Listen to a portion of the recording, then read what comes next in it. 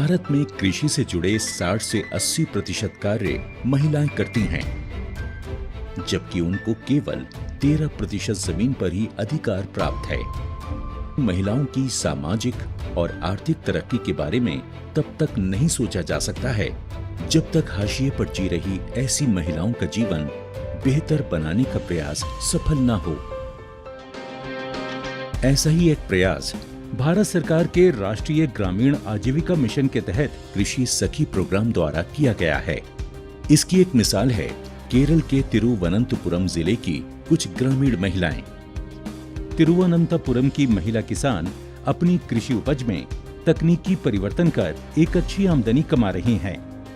इस कार्यक्रम का मुख्य उद्देश्य कृषि पर निर्भर रोजगार को बढ़ावा देना और उसे टिकाऊ बनाना है, ताकि गरीब ग्रामवासियों की मेहनत को जैविक खेती के माध्यम से देश की मुख्य धारा से जोड़ा जाए।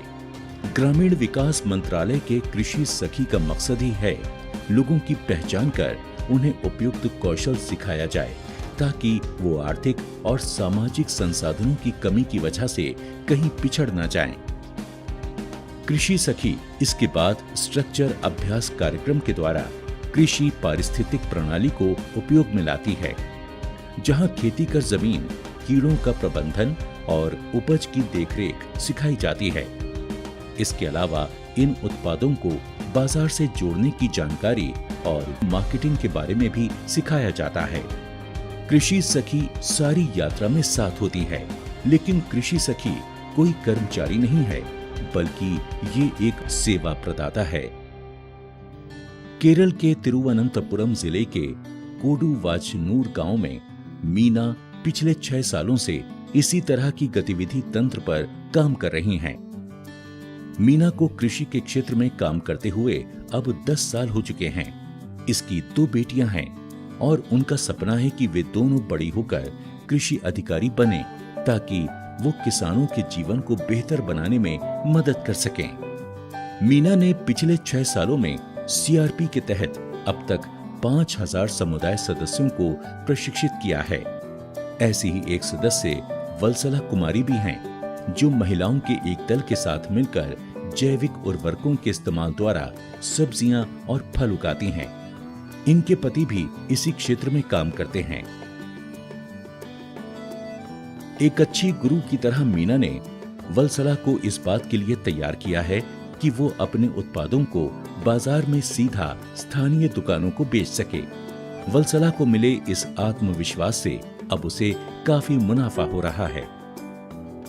यहाँ से कुछ किलोमीटर दूर ही पोझांडू गांव में बिंदु और कुमारी कृषि सखी होने के नाते अपने उद्यम को अच्छी तरह से चला रही हैं। इन्होंने कृषि के एकीकृत तरीके का इस्तेमाल करके सब्जियां जैसे बैगन, मटर, मिर्ची, मोरिंगा, भिंडी और करेला तो उगाया ही है। साथ ही ये गाय, बकरी, मुर्गी पालन और मधुमक्खी पालन भी करती हैं। बिंदु केवल मधुमक्खी पालन से ही साल भर में करीब 250 लीटर शहद बेच देती है। वो इस शहद को 1-1 लीटर की बोतलों में 300 रुपए प्रति बोतल के हिसाब से बेच के अच्छा मुनाफा कमा रही है। गांव में पंचायत भी साप्ताहिक बाजारों का आयोजन करती है। इसकी मदद से पंचायती गांवों के लोग ताजे और जैविक उत्पादों को खरीद पाते हैं।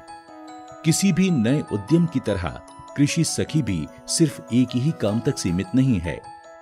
उदाहरण के लिए बिंदु अपने स्कूटर पर अपने उत्पादों को घर घर बेचने जाती हैं। इससे ये अपने लिए भरोसेमंद ग्राहकों को जुटा रही हैं। कृषि सखी के पीछे की आर्थिक स्वतंत्रता ही इसे सफल बना रही है।